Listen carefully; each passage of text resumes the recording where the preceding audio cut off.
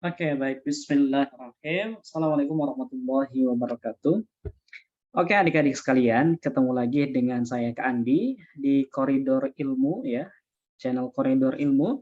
Hari ini teman-teman sekalian, kita akan melakukan pembahasan untuk soal-soal kimia di soal SIMAK UI, teman-teman sekalian. Nah, nanti untuk pembahasan soal SIMAK UI ini akan kita bagi menjadi beberapa part ya, teman-teman sekalian. Oke, tapi sebelum itu silahkan untuk di-subscribe dulu channel ini agar kalian bisa mendapatkan manfaat yang sebanyak-banyaknya teman-teman sekalian. Oke, baik kita mulai teman-teman. Nah, jadi teman-teman sekalian, dalam mengerjakan soal-soal SIMAK UI ataupun soal-soal UTBK, pada dasarnya kaidahnya adalah kita harus membaca terlebih dahulu dengan teliti soal yang diberikan, kemudian kita pahami soal tersebut dengan sebaik mungkin. Nah, baru kita lihat apa yang diketahui, baru kita kerjakan. Oke, baik kita mulai saja dari soal yang pertama, teman-teman sekalian. Oke, di sini kalau kita lihat ini adalah materi semester 1 kelas 10, teman-teman. Nah, ini tentang ikatan kimia. Diketahui X, Y, dan Z dapat membentuk senyawa XH4, kemudian YH3 dan H2Z. Jika diketahui nomor atom X, Y, dan Z berturut-turut adalah 6, 7, dan 8, pernyataan berikut yang paling tepat adalah, oke. Nah, kita langsung lihat ke pertanyaannya ya. Di sini pertanyaannya yang ditanyakan adalah kepolaran molekul. Oke, jadi yang menjadi perhatian kita adalah kepolarannya. Nah, untuk mengetahui kepolaran, teman-teman sekalian harus tahu dulu ikatannya kan. Nah, ikatannya udah nih. Nah, rumusnya sudah ada nih. Nah, untuk menentukan kepolaran suatu zat itu dapat diketahui dari PEB atau kita sebut namanya pasangan elektron bebas ya. Pasangan elektron bebas. Nah, untuk mengetahui pasangan elektron bebas, teman-teman tuh harus tahu dulu posisi atau letak golongan dari X, Y, dan Z. Nah, untuk menentukan golongan berarti kan harus dikonfigurasikan dulu ya. Oke, contoh misalkan X, nomor atomnya adalah 6. Nah, untuk konfigurasi boleh menggunakan konfigurasi kulit ataupun yang kulit ya. Tapi agar lebih cepat kita pakai konfigurasi yang kulit saja, yaitu yang ini nih. Nah, kayak ini namanya konfigurasi kulit. Kalau subkulit itu yang 1s2, 2s2 dan seterusnya. Oke, kemudian Y 7 ya. 2 berarti 5. Kemudian terakhir Z. Nah, Z itu nomor atomnya 8, sehingga kalau kita konfigurasikan 26. Nah, untuk menentukan golongan itu kita bisa lihat dari posisi paling akhir. Kayak artinya ini adalah golongan 4A. Nah, ini golongan 5A. Oke. Dan ini adalah golongan 6. Sorry, terlalu lebih ini jadi 7 ya. Golongan 6. Oke. Nah, baru kita lihat ikatan masing-masing. Pertama kita analisis dulu XH4 ya. X itu ada 4 elektron valensinya. 1, 2, 3, 4. Nah, keempat elektron valensi ini ternyata sudah berikatan keempatnya dengan hidrogen. Oke. Di sini sudah berikatan secara kovalen dengan hidrogen. Oke. Nah, di sini semua elektron sudah digunakan. Artinya kalau kita hitung PEB-nya ya tidak ada, 0 ya. Karena semua elektronnya sudah digunakan. Oke. Nah, sekarang YH3 ya, teman-teman. YH3. Nah, untuk YH3 Y itu golongan 5. Oke, kita tulis dulu ya. 1, 2, 3, 4, 5. Nah, dari kelima tersebut, ternyata 3 elektron digunakan untuk berikatan dengan hidrogen. Nah, mana yang digunakan untuk berikatan? Tentunya yang masih single ya, yang masih jomblo. Berarti ini, dan ini. Nah, hidrogen, hidrogen, hidrogen.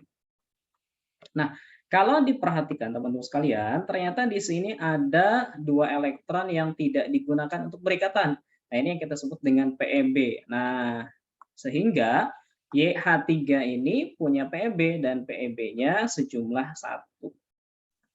Oke. Kemudian selanjutnya adalah H2Z ya. H2Z. Yang kita lihat adalah Z-nya ya. Jadi yang kita lihat adalah atom pusat. Atom pusat itu yang jumlahnya paling sedikit. Nah, di sini kan Y, di sini X, dan di sini adalah Z. Oke, Z nomor atomnya 6. 1, 2, 3, 4, 5, 6. Oke, berarti ini dan ini sudah digunakan untuk berikatan. Nah, artinya kan ada 2 ya. Ada 2 yang bebas. 1, 2. Oke. Oleh karena itu, PeB-nya ada 2. Atau pasangan elektron bebasnya ada 2 ya. Oke, baik. Jadi sekarang baru kita bisa tentukan kepolaran masing-masing zat. Nah, mana yang lebih polar? Yang lebih polar adalah yang memiliki pasangan elektron bebas lebih banyak. Oleh karena itu, yang bersifat lebih polar itu adalah H2Z. Oke, jadi H2Z ini lebih polar dibandingkan dengan YH3. Nah, sedangkan X4 ini sifatnya non-polar karena dia tidak memiliki pasangan elektron bebas. Oleh karena itu, jawaban yang paling tepat itu adalah C ya. H2Z lebih polar dibanding XH4 ya. YH3 ini jelas salah karena harusnya ZH2 ini lebih polar gitu. Nah, jadi gitu teman-teman sekalian, itu cara mengerjakan untuk soal pertama ini ya, mudah-mudahan bisa dipahami. Oke, kita lanjutkan ke pembahasan soal selanjutnya. Nah, oke. Ini masih materi kelas 10, tapi ini sudah masuk ke materi semester 2, yaitu tentang stoikiometri teman-teman sekalian. Oke, kita baca dulu ya soalnya ya. Senyawa hidrokarbon dibakar sempurna. Oke, teman-teman sekalian, di sini ada istilah senyawa hidrokarbon. Dan senyawa hidrokarbon di sini kita nggak tahu ya hidrokarbonnya apa. Jadi kita boleh memisalkannya sebagai CXHY. Artinya C-nya kita nggak tahu, kita misalkan sebagai X, H-nya juga kita nggak tahu, kita misalkan sebagai Y. Nah, hidrokarbon ini ternyata direaksikan dengan gas oksigen, menghasilkan 44 gram karbon dioksida dan 13,5 gram air. Oke, kita buat reaksinya dulu. CXHY plus oksigen. Nah, ini menjadi CO2 plus H2O. Oke, nah teman-teman, kalau misalkan menemukan soal seperti ini, artinya kalian harus mencari nilai X dan juga harus mencari nilai Y gitu ya. Nah, nilai X dan nilai Y itu bisa kita dapatkan dari koefisien karbon dioksida dan air. Nah, koefisien itu berbanding lurus dengan jumlah mol gitu ya. Koefisien berbanding lurus dengan jumlah mol. Atau bisa juga berbanding lurus dengan volume gitu ya. Jadi kalau soalnya dalam bentuk volume, maka bisa kalian langsung gunakan sebagai koefisien. Tidak perlu dicari jumlah molnya terlebih dahulu. Tapi kalau misalkan di soalnya dalam bentuk massa, maka harus kita ubah dulu ke dalam bentuk volume gitu ya. Ke dalam bentuk mol. Oke, jadi kita cari dulu nih mol masing-masing. Mol CO2. Oke, berarti mol CO2 44 ya. Nah, kita hitung MR dari CO2. C itu kan airnya 12. Kemudian oksigen, di sini ada 2 ya. AR oksigen itu 16. Nah, ini harusnya teman-teman sudah hafal ya. Jadi lebih gampang nih kalau sudah hafal. Jadi dapat nih 1 mol. Oke, sekarang mol air H2O. Oke, mol H2O berarti 13,5. Nah, air itu kalau kita hitung 18 ya, jadi 0,75. Oke. Ya sudah, kita langsung jadikan koefisien di sini berarti 1, di sini adalah 0,75. Oke. Nah, artinya jumlah X ini harus sama dengan jumlah C yang ada di sini. Oke, berarti X-nya adalah 1. Selanjutnya jumlah Y. Y itu sama dengan jumlah H yang ada di kanan. Nah, jumlah H yang ada di kanan ini adalah perkalian 2 dari dikali 0,75. Jadi 1,5 ya. Oke. Jadi kalau kita tulis C-nya 1, H-nya adalah 1,5. Tapi kan nggak ada ya hidrokarbon yang H-nya itu 1,5 kayak gini. Berarti kita coba kali 2 ya. Oke, jadi C2, H-nya juga H-nya 3. Nah, tapi nggak ada tuh alkana, alkena, dan alkuna ya. Ini tidak termasuk di antara itu. Jadi kita kali lagi deh 2 deh. Oke. Jadi C4, H-nya 6. Oke. Nah, kalau C4H6 baru kita temukan ya. Baru bisa kita temukan ini adalah alkuna. Oke ya. Alkuna, yang mana alkuna itu rumusnya adalah Cn H2n minus 2 gitu. Oke, jadi ini namanya adalah butuna. Jadi jawaban untuk soal ini adalah B ya teman-teman. C4H6. Oke, jadi seperti itu cara pengerjaan untuk soal stoikiometri yang bentuknya seperti ini teman-teman sekalian ya. Oke, nanti silakan kalau ada pertanyaan silakan dituliskan di kolom komentar saja, nanti kita bahas ya.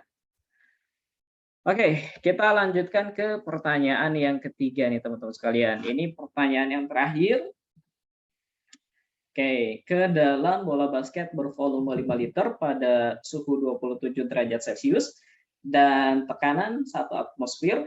Oke, jadi satuan tekanan itu ada atmosfer, ada milimeter air raksa atau milimeter Hg ya. Dimasukkan campuran gas yang terdiri dari 80% helium dan 20% argon. Oke, jadi ibaratkan kita punya bola basket ya. Nah, bola basket ini kemudian ternyata isinya sebanyak 20%-nya itu adalah argon. Kemudian sisanya, ini misalkan yang tersisa, nah ini adalah helium. Ini 20%, ini 80%. Nah, 20% dan 80% itu artinya 20% dari apa? Ya 20% dari volume ya. Atau bisa juga 20% dari jumlah mol, teman-teman sekalian. Oke, jadi jumlah mol dari yang menempati bola basket tersebut. Kalau kita perhatikan, ini adalah soal yang berkaitan dengan hukum gas ideal ya teman-teman. Yang mana rumusnya adalah PV sama dengan nRT. Nah, di soal tersebut, tekanannya sudah ada, volumenya sudah ada, R-nya juga ini sudah ada, T-nya juga sudah ada. Jadi yang dicari apa? Yang dicari adalah N-nya atau mol-nya ya. Ya udah kita langsung masukkan ya. Tekanannya dulu 1,2, volumenya kemudian 5 liter. Oke. Kemudian R-nya 0,082, kita kalikan suhu. Ingat, suhu dalam hukum gas ideal adalah suhu mutlak ya, berarti harus kita ubah ke dalam Kelvin. Jadi 27 ditambah 273. Oke. Nah, nanti dicari ya, ini dicari hasilnya berapa. Nah, ini juga dicari. Berarti ini jadi 8,2 ya. Kali 3A gitulah ya. Kita persingkat saja. Oke, kita langsung saja ke pertanyaan agar lebih cepat. Di sini yang ditanya adalah jumlah molekul helium. Oke, kita hitung dulu. Ini mol ini adalah mol total ya. Kita hitung dulu mol helium.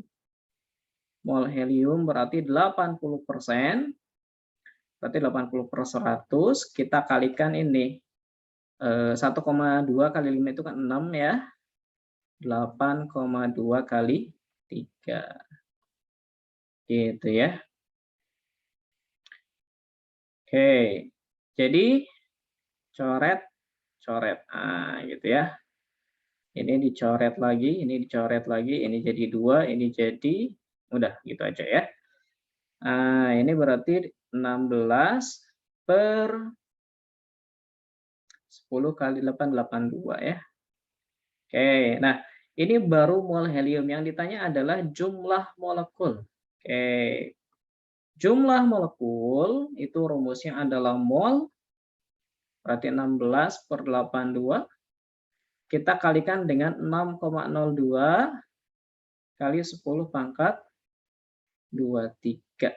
Nah, gitu ya. Nah, ini kalau teman-teman hitung nanti hasilnya adalah 1,17 ya. Kurang lebih 1,17 kali 10 pangkat 23. Oke, jadi jawabannya adalah B, teman-teman sekalian. Oke, kan dirasa cukup dulu untuk pembahasan soal SIMAK UI kali ini. Nah, terima kasih, mudah-mudahan bermanfaat ya teman-teman sekalian. Jangan lupa untuk like dan subscribe ya teman-teman sekalian. Silahkan di-share konten ini ke teman-teman kalian agar semakin banyak yang merasakan manfaat dari konten ini. Oke, terima kasih. Wassalamualaikum warahmatullahi wabarakatuh.